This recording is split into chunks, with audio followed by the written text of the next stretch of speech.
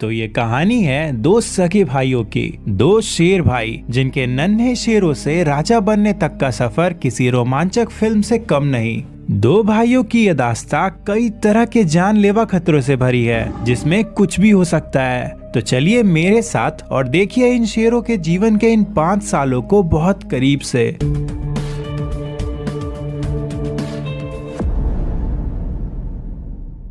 इतनी छोटी सी उम्र का ये लायन कब बहुत ज्यादा कॉन्फिडेंट है। ये बड़े होकर बिल्कुल अपने पिता के जैसा बनना चाहता है, यानी कि एक राजा। लेकिन इस छोटी सी उम्र में लियो को इस बात का अंदाजा नहीं है कि इसके जैसे 80% बच्चे तो बड़े होने तक जिंदा बच ही नहीं पाते हैं। वैसे यहीं पास में ही इसका भाई मैक्स भी है। लियो के मुकाबले इसकी महत्वाकांक्षाएं बहुत कम है और अभी तो ये अपने डर से पार पाकर किसी तरह से खाने के पास जाने की कोशिश कर रहा है। इनका परिवार बहुत बड़ा है। इसमें लियो की माँ, उनकी 4 बहनें, 3 यंग लायंस और 5 बच्चे भी हैं जो लियो और मैक्स से थोड़े बड़े हैं। और इस परिवार के लीडर है लियो के पिता, जिनके साथ इनका एक साथी भी है। अब वैसे तो परिवार जब भी कोई शिकार करता है तो उसे सबसे पहले लियो के पिता और चाचा ही खाते हैं, लेकिन इसके बावजूद भी लियो इनके बीच जाकर शिकार खाने लगता है। और एक बार पेट भर जाने के बाद बारी आती है खेलने की।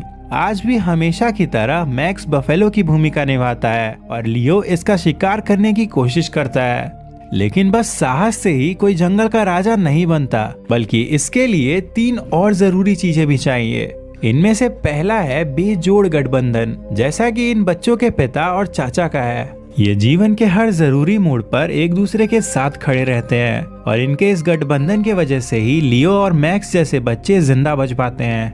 दूसरी जरूरी चीज है एक शानदार इलाका। जैसे कि लियो और मैक्स का परिवार बोट्सवाना के ओकावेंगो डेल्टा के उत्तर पश्चिमी इलाके में रहता है। इनका घर काफी बड़ा है और यहाँ इनके लिए भरपूर शिकार भी है। बस एक बफेलो का शिकार करने से पूरे परिवार का पेट भर सकता है, लेकिन इनका शिकार करना इतना भी आसान नहीं होता है। और यहीं पे आता है राजा बनने के लिए तीसरी जरूरी चीज, यानी कि जुझारू शेरनियां, जो अपनी जान को जोखिम में डालकर परिवार के लिए शिकार करती हैं। ये भैंसे इनसे 6 गुना ज्यादा बड़े हैं और एक शेरनी को बड़े ही आराम से मार सकते हैं, लेकिन इसके बावजूद भी इन्हें हर तीसरे दिन ये मौत का खेल खेलना ही पड़ता है। आखिर इन्हें अपने परिवार का पेट जो भरना है, और फिर पूरा परिवार मिलकर एक भैंसे पे टूट पड़ता है और उसे नीचे भी गिरा देता है। लेकिन शायद आज इस बफेलो के मरने का दिन नहीं है, क्योंकि इसकी आवाज को सुनकर इसका पूरा झुंड इसे बचाने के लिए आ जाता है। जी हाँ, इन बफेलोज के लिए भी इनका परिवार बहुत ज्यादा जरूरी होता है, लेकिन ये शेर परिवार इतनी आसानी से हार नहीं मानता है और इसीलिए ये सब दोबारा से शिकार करने के लिए तैयार हो जाते हैं। दूसरी तरफ लियो और मैक्स अपने बाकी भाई बहनों के साथ सबके लौटने का इंतजार कर रहे होते हैं। इनके साथ एक शेरनी भी है जो यहाँ रहकर इनकी रखवाली कर रही है। यहाँ पर लियो अपने बड़े भाई से कुश्ती के सबक ले ही रहा होता है कि तभी इन सब का ध्यान एक शेरनी पे जाता है। ये लियो की मौसी है, जो बफेलो हंट के दौरान बहुत बुरी तरह से घायल हो चुकी है। ये बच्चे इसके घाव को ठीक तो नहीं कर सकते हैं, लेकिन इनके प्यार से इसे बहुत ताकत मिलेगी।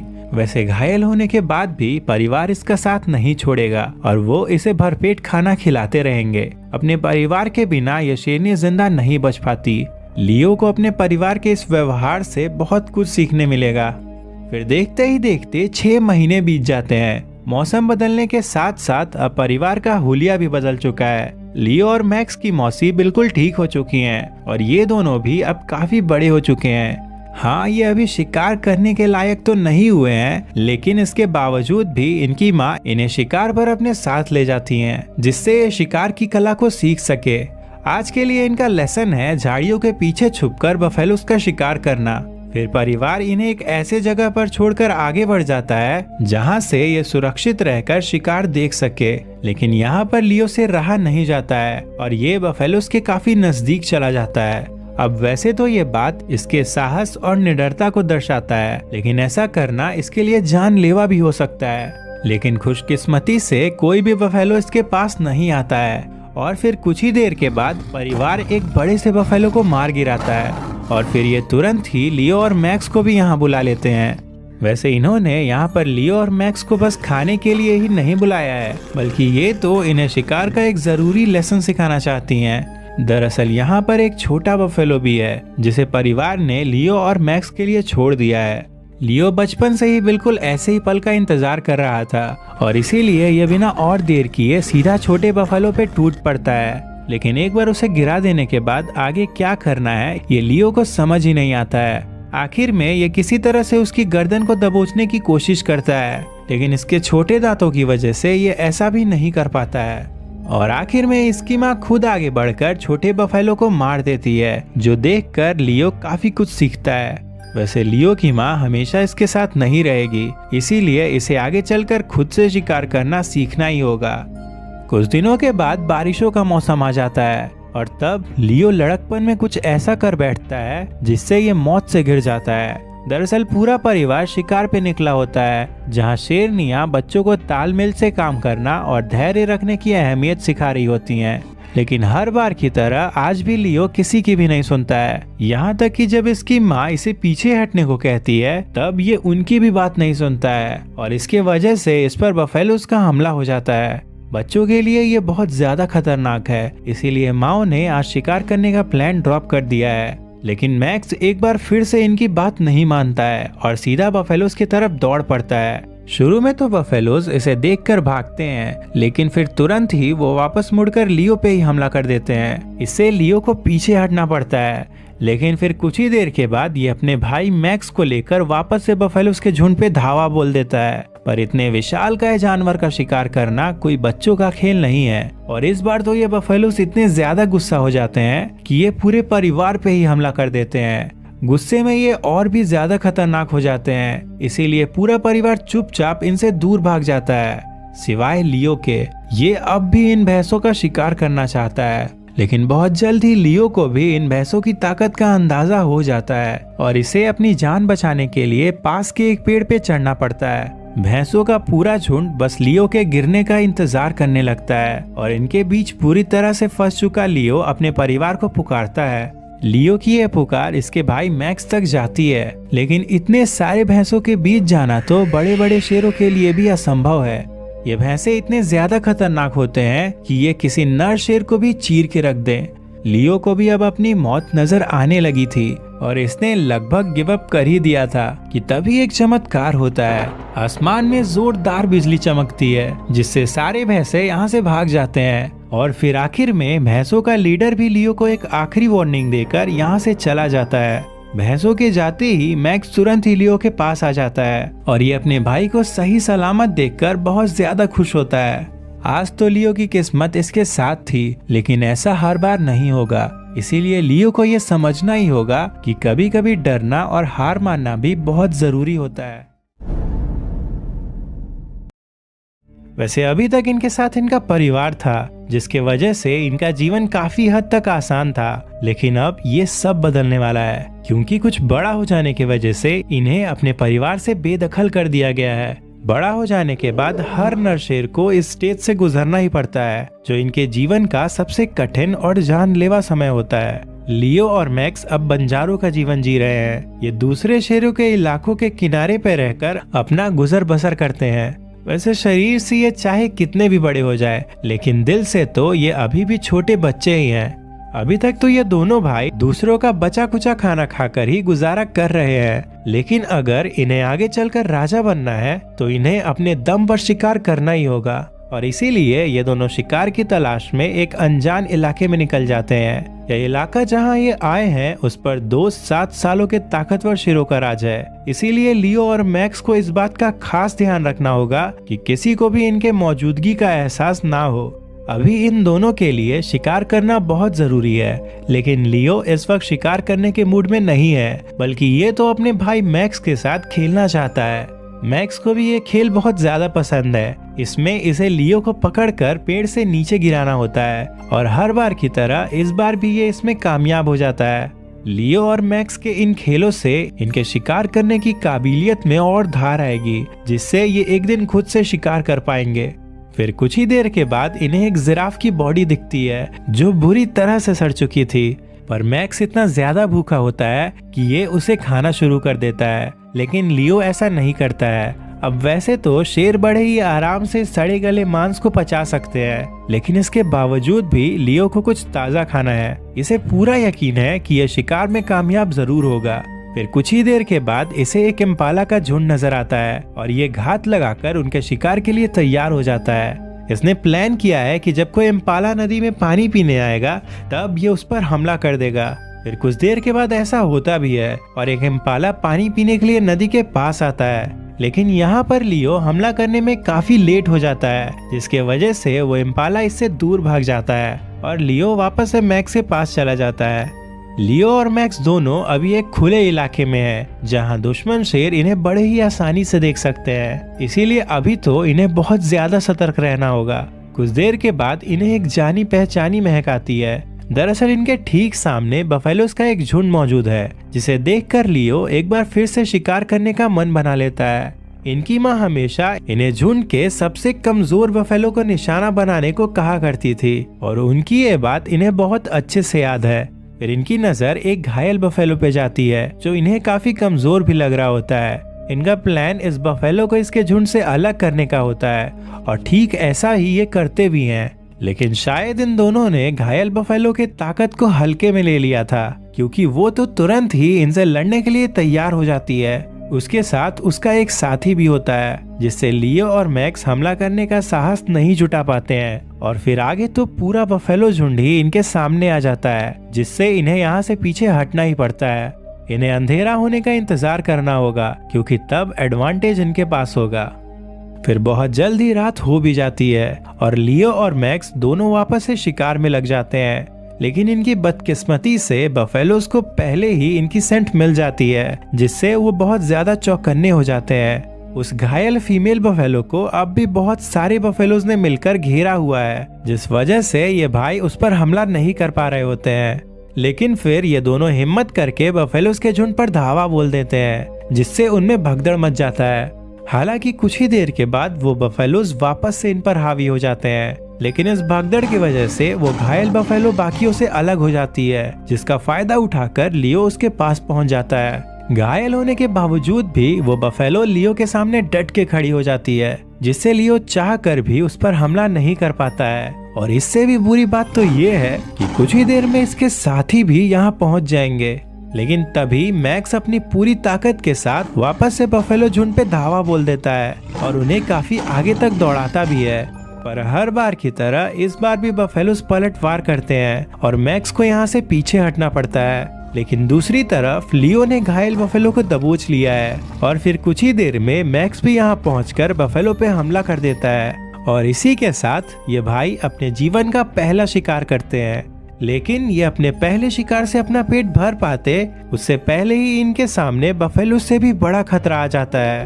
ये हाइनस का एक क्लैन है जिन्हें शिकार की खबर मिल चुकी है। फिर धीरे धीरे वो दोनों भाइयों को घेरने लगते हैं, जिससे ये डर जाए। पर लियो तो इस वक्त इतना ज्यादा भूखा होता है कि इसका ध्यान हाइनस की ओर जाता ही नहीं है। लेकिन खाने में जुटे अपने भाई को बचाने के लिए मैक्स इसकी पहरेदारी करने लगता है।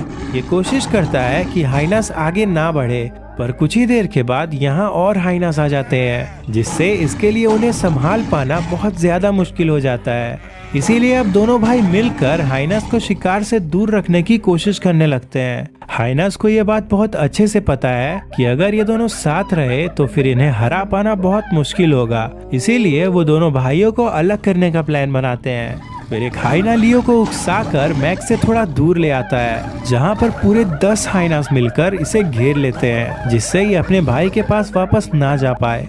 दूसरी तरफ मैक्स भी 9 हाइनास से घिर जाता है। लड़ाई के इस मोड़ पर आकर इन भाइयों का ध्यान शिकार बचाने से हटकर अपनी जान बचाने पे लग जाता है। और सच कहूँ तो इस वक्त कुछ भी हो सकता है, लेकिन किस्मत एक बार फिर से इनका साथ देती है। दरअसल यहाँ पर इस इलाके पे राज करने वाले शेर आ जाते हैं, जिनके डर से सारे हाइनास यहाँ से 9-2-11 हो जाते हैं। आज लियो और मैक्स को एक नया जीवन मिला है।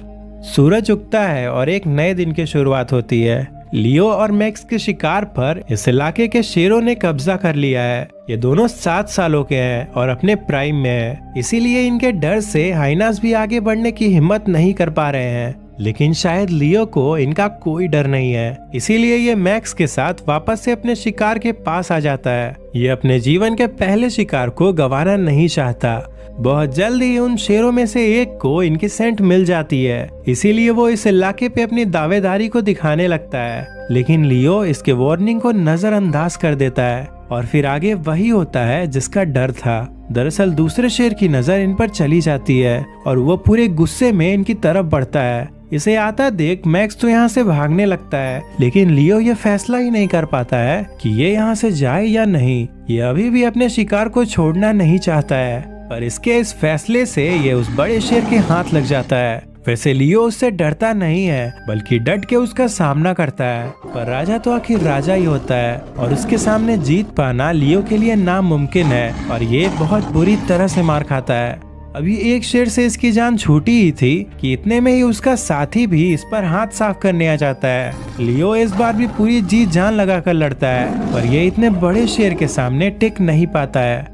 लेकिन एक बात तो माननी पड़ेगी कि लियो के साहस की वजह से ही वो शेर इसे जान से नहीं मार पाए, वरना अगर यहाँ लियो की जगह कोई और शेर होता तो इतने भयंकर हमले के बाद वो जिंदा नहीं बचता। 16 घंटे बीत जाते हैं। इतने घंटों तक लियो लगातार सो ही रहा था। ऐसा ये सुबह में घटे हादसे को भुलाने के लिए कर रहा है। आज इसके लापरवाही से इसकी और इसके भाई की जान भी जा सकती थी।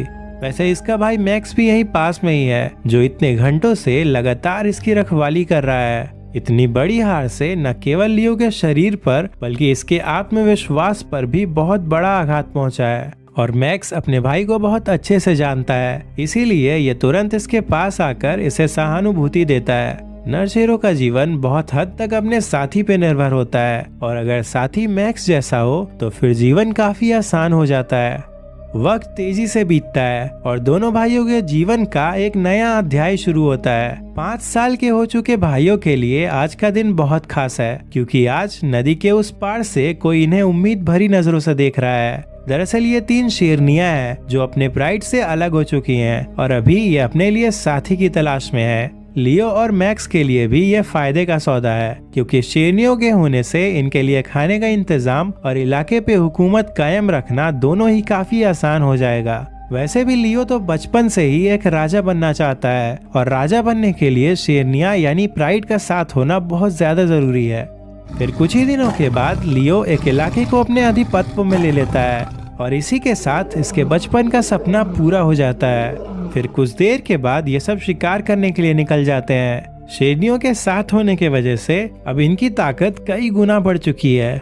फिर सबसे पहले तो ये बफेलो झुंड को दौड़ाकर उसमें भगदड़ मचवा देते हैं, जिससे एक कमजोर बफेलो पीछे छूट जाता है और ये सब मिलकर उस पर धावा बोल देते हैं। लेकिन इस शिकार में जिसका सबसे अहम काम है वो तो कहीं नजर आ ही नहीं रहा है।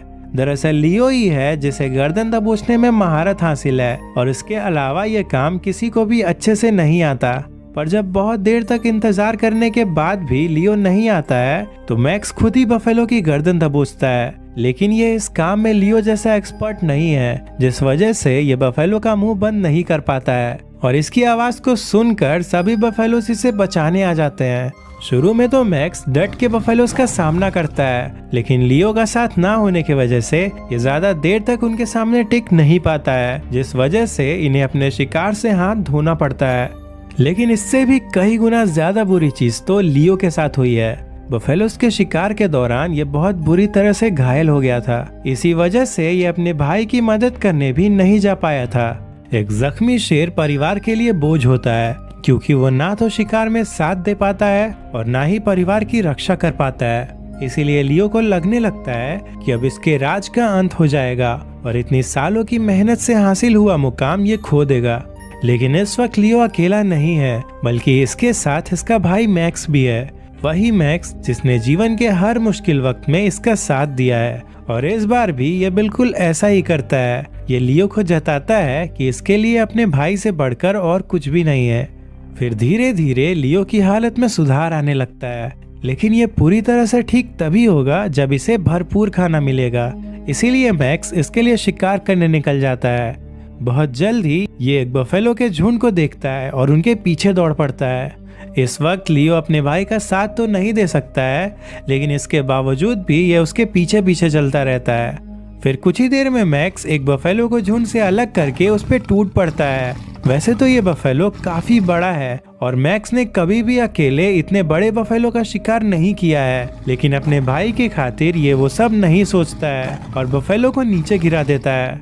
फिर लियो भी यहाँ आ जाता है और अपने सामने इतने बड़े शिकार को देखकर काफी खुश होता है। लियो बफेलो के निचले शरीर पर हमला करता है और मैक्स अब भी उसकी गर्दन को दबोचे रहता है।